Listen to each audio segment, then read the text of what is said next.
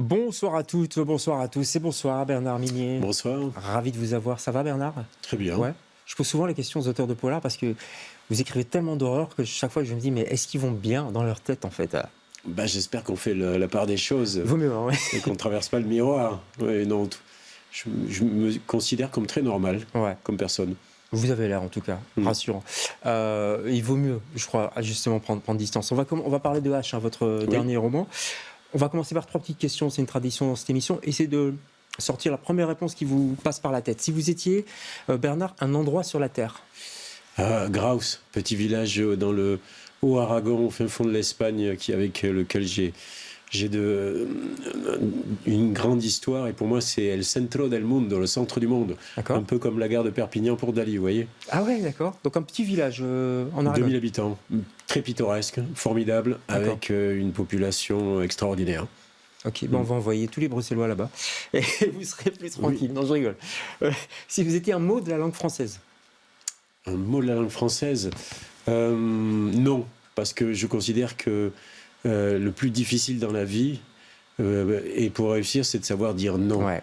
Il y a tellement de moments où on voudrait dire non et on n'ose pas. Ça va. Je vous dis oui quand même pour l'émission. Vous dites oui aussi. Hein, oui, oui, je suis là. Exception, ouais. Et dernière question, si vous étiez un film, un grand film. Apocalypse Now. Ouais. C'est mon... Alors, il y en a d'autres. Hein. Ouais. Je pense que c'était 10, 20, 30, 50. Mais là, on celui-là, quoi. Ouais. Coppola. Apocalypse Now. En tout cas, vous êtes ici, Bernard, pour nous parler de votre dernier roman et vous êtes l'invité de LCR ce soir.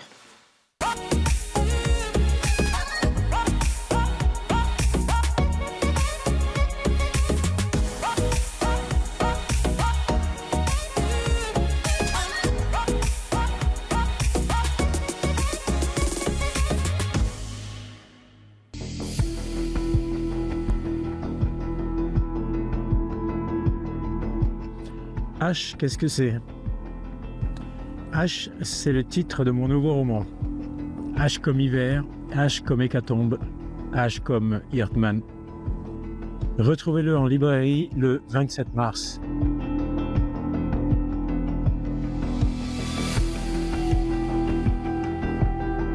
On peut vous l'envoyer. Hein. Voilà, H, Bernard Minier, 13e roman. J'espère que ça ne porte pas malheur. Oh, je suis quelqu'un d'optimiste. Je pense que ça porte bonheur. Allez, ça s'appelle H. H comme... effectivement, c'est marqué sur un. H comme hiver, H comme oui, hécatombe. Comme hécatombe, comme horreur, comme hubris aussi, parce qu'il est beaucoup question d'hubris dans ce roman. Ouais. Et puis comme Hirtman, personnage... bien connu de mes lecteurs. Qui donne des cheveux blancs à pas mal de gens, bien plus que la police, on va en parler, parce qu'effectivement, Martin Servaz, c'est votre enquêteur fétiche. D'ailleurs, je me demandais, est-ce que la nuit, vous rêvez parfois de Martin Servaz? Ah non, moi je dors très bien, la nuit je rêve très peu, ou alors je me souviens pas de mes rêves. Il vient pas hanter vos rêves, franchement? Non, il vient hanter mes journées, c'est déjà pas mal. S'il est là en plus la nuit. On est un peu un vieux couple, Martin et moi, ça fait quand même quelques livres qu'on fait. Ouais, mais je me dis, donc du coup, je sais pas, quand vous cuisinez, tout ça, il est là dans votre dos, non? Non, mais en revanche, j'ai l'impression qu'il est plus dans la vie de mes lectrices et de mes lecteurs que dans la mienne. Parce que quand je fais des festivals, des salons du livre, la première chose dont on me parle, c'est de Martin, et la première chose qu'on me demande, c'est est-ce que dans le prochain, il y aura Martin? Ouais, mais moi je comprends. Vous savez pourquoi? Parce qu'il est humain. Enfin, c'est pas, vous n'en avez pas fait un super-héros, c'est pas un anti-héros non plus, je veux dire, c'est pas rien ce qu'il fait. Mais vous voyez ce que je veux dire? Il y a un côté comme ça, on s'attache à lui. Je voulais pas en faire un cliché, je voulais pas en faire un stéréotype, je voulais pas un flic flingueur, un flic alcoolique, un flic ça, c'est ce qu'on voit tout le temps. borderline. Il est cabossé par la vie, il a connu des épreuves, évidemment, comme tout un chacun. On l'est tous, hein. Mais en même temps, c'est quelqu'un qu'on pourrait imaginer habiter dans le même quartier que croiser au coin de la rue, à la boulangerie, au bar. Voilà, c'est quelqu'un dont et je pense que c'est pour ça que les lectrices, les lecteurs s'attachent à lui. Ouais, c'est vrai. À côté de cette dimension humaine. Vous le voyez comment physiquement? C'est difficile parce qu'en fait, tout le monde le voit différemment. Il y en a qui voient ma tête. Mes lectrices en particulier souvent voient. Mais c'est parce qu'en fait, il y a ma bobine sur la 4e de coupe. Et donc du coup, le lien se fait automatiquement. Ouais, c'est pour ça qu'on a tendance à vous appeler Martin. C'est la suite d'Un œil dans la nuit. Il faut pas avoir lu Un œil dans la nuit spécialement pour comprendre. Non, du tout. C'est fait pour que justement, même le lecteur novice, même si j'ai beaucoup de lecteurs fidèles qui me suivent, puisse entrer dans le livre. Vous savez, moi, quand j'avais 10 ans, je lisais Bob Moran. Oui, Henri Verne. Il en a écrit plus de 200. Si chaque fois qu'on en lisait un, il fallait avoir lu tous les précédents, on n'en finit pas. Le Tintin, c'était pareil. Exactement. Des femmes sont tuées dans la région. Il y a ce fameux Hirtman, Julian Hirtman, oui. Qui est là, dans la nature, qui rôde tel un loup. Ouais. Et donc, il va essayer de faire l'enquête, mais pas tout seul. Il y a aussi toute une clique de gens qui parce c'est actuel, ça, c'est un vrai fait de société, de cyber enquêteurs. Oui, c'est ça, c'est le monde d'aujourd'hui. Ouais. Tout le monde veut mener l'enquête en même temps que Servaz et son équipe. On le voit d'ailleurs dans les faits divers, les faits criminels qui défraient la chronique, qui font la une des médias. Donc on a tout un tas de gens sur Internet qui enfilent leur costume d'enquêteur du dimanche. Ouais. On a aussi un présentateur vedette d'un talk show qui veut, lui, interviewer Hirtman. Qui n'est pas piqué des verres. Je ne sais pas, vous êtes inspiré de quelqu'un, je ne sais pas qui, mais... Ah, je ne sais pas. Il y a des noms qui ont été cités ici et là, mais c'est quand même un assez odieux personnage. Ouais. On est dans du roman aussi. C'est ce doc qui vous a mis sur leur piste. C'est un doc qu'on peut voir sur Netflix. Je crois que c'est encore sur Netflix en ce moment. Je pense qu'il est toujours. Regardez sa version française, super mal doublée, mais tant pis. Vous êtes prêts ? Internet est infini. Il y a des endroits où on trouve le bonheur, et puis il y a une autre partie d'Internet où c'est une mêlée générale. Et un jour, j'étais sur Facebook. Je clique sur le lien et j'appuie sur Play.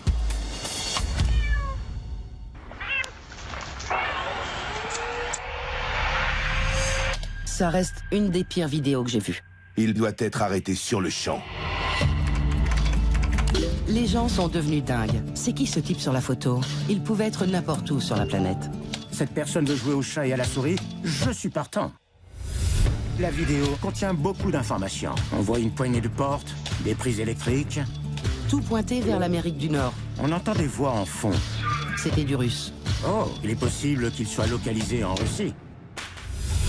On était des milliers à le rechercher. C'est un raz-de-marée de pistes qui a déferlé. Je ne m'arrêterai pas avant de l'avoir trouvé. On s'est tous dit que ce n'était pas terminé. Quelque chose de grave va arriver. Il va tuer quelqu'un. Et d'un coup, une autre vidéo apparaît. Mon cerveau refusait d'y croire. Ce sont les signes, les révélateurs qui indiquent que quelqu'un va devenir tueur en série. On avait l'impression d'avoir une bombe à retardement entre les mains. Twisted story that keeps twisting. Je n'en croyais pas mes yeux. Les yeux du monde entier se sont tournés vers lui. Two mysterious packages. Le dépeceur de Montréal. An international manhunt. Elle m'a dit que ce n'était pas la première fois et que ce ne serait pas la dernière, que ça allait s'aggraver progressivement. Mais dans ces bas-fonds, il y a une règle implicite, la règle 0. On déconne pas avec les chats. J'aime bien la traduction gentil, on déconne pas avec les chats. Don't fuck the kids. Un léger adoucissement de la version originale. C'est du politiquement correct, ça s'appelle. Ça vous a marqué cette série c'est du web sleuthing. Sleuth, c'est détective en anglais, c'est ça ? Sleuth, c'est détective en anglais, oui. Le web sleuthing, c'est ça. Ouais. C'est des internautes qui s'improvisent détectives. C'est flippant, quand même. Qui enfilent leur costume d'enquêteur du dimanche et qui vont chercher à résoudre des cold cases ou des cas. Là, c'est Luca Rocco Magnotta, oui, qui a commencé par s'en prendre à des chats et qui finalement a fini par tuer un étudiant chinois. Ouais. Mais en fait, les internautes qu'on voit là, ils se sont lancés sur sa piste pas à cause de l'étudiant chinois qui est arrivé après, mais à cause des chatons. Ah oui, mais on ne tue pas les chats. Hein. C'est ça. C'est le titre du docu. Ça dit tout. Il ne faut pas déconner avec les chats, quoi. On rigole, mais c'est un peu flippant quand même. C'est les inénarrables enquêteurs, votre petite communauté que vous imaginez. Le club des inénarrables enquêteurs. Ouais, c'est ça, le club. Est-ce qu'ils gênent la police ou est-ce qu'ils les aident ? Les deux, en fait. Ouais. Ils peuvent aider la police. Dans ce cas-là, c'est eux qui ont réussi à identifier et à localiser Magnotta. Mais ils sont aussi très encombrants pour la police, parce que des fois, ils se focalisent sur un coupable qui n'est pas forcément le bon. On le voit dans une affaire récente en France avec ce garçon qui a disparu il y a 1 an. Émile ? Où tout le monde s'obsède avec le grand-père, mais on n'a aucune preuve que c'est lui. Mais non. Voilà, et c'est terrible. Et ça fascine les gens. Émile, il y a eu d'autres histoires, petit Grégory évidemment, plein d'autres. Le true crime, le true crime, ça fascine les gens.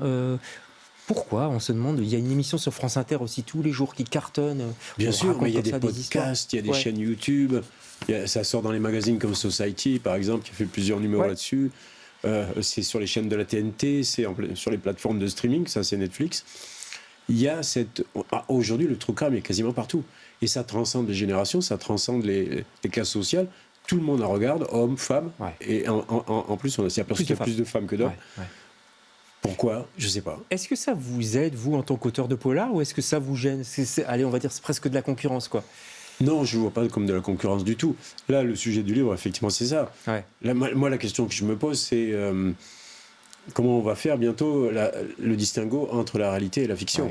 Surtout avec l'intelligence artificielle, en plus. Mais on voit qu'avec l'intelligence artificielle, les deepfakes, les fake news, les théories complotistes... Vous êtes inquiet, Bernard, pour l'avenir? Ah oui, très, très inquiet. Qui ne l'est pas. Puis là, depuis le début de l'année 2025, on a l'impression que... Je suis auteur de science-fiction, là, je me ferais des soucis. Parce que j'ai plus de travail. Les dystopies, elles sont plus dans le livre. Les dystopies, elles sont aujourd'hui, elles sont devenues réelles. Elles sont incarnées. C'est terrible. Enfin, je sais pas. Vous pensez à Trump et tout ça? Mais bien sûr, évidemment. Je me rappelle comment s'appelait le formidable roman de Philip Roth qui est devenu... un complot contre l'Amérique. On y est, quoi. On y est. C'est plus de la fiction, c'est plus de la dystopie, c'est réel. Bon, on va essayer de pas trop flipper quand même. Oui. Ça vous fait du bien d'écrire? Ça vous détend? C'est pas une thérapie. Hein. Moi, j'entends souvent, j'écris, c'est une thérapie. Non, moi, c'est pas une thérapie, c'est une passion. J'adore écrire. J'ai toujours écrit quand j'étais gamin. Quand j'ai commencé à lire Bob Moran, j'ai commencé à écrire des petites histoires avec Bob Moran. J'ai toujours fait ça et c'est vraiment... j'ai toujours rêvé d'être écrivain. Aujourd'hui, je le suis. Et vous n'avez pas écrit que du polar aussi, hein. Non, j'ai écrit des nouvelles aussi récemment. Des nouvelles, un recueil qui s'appelle Les Chats. On y revient encore. Vous avez un chat? La boucle est bouclée. J'en ai eu. Oui, j'ai eu. Vous l'avez pas égorgé, votre chat, quand même? Non, j'adore les chats. J'en ai eu plusieurs dans ma vie. Non, je pourrais pas faire une chose pareille. J'en suis incapable. Je vous taquine un petit peu. Je ne tue les animaux que dans les livres. D'accord. Non, mais je plaisante, mais parce que j'ai un roman qui s'appelle N'éteins pas la lumière, où il y a un petit chat? Non, un petit chien qui est tué. Et puis il y a Glacé qui voit la fameuse scène du cheval décapité en haut du téléphérique. Et il y a une association de défense des animaux aux États-Unis, mais il n'y a qu'aux États-Unis qu'on peut voir un truc pareil, qui invite à boycotter mes livres parce que je suis cruel avec les animaux dans les bouquins.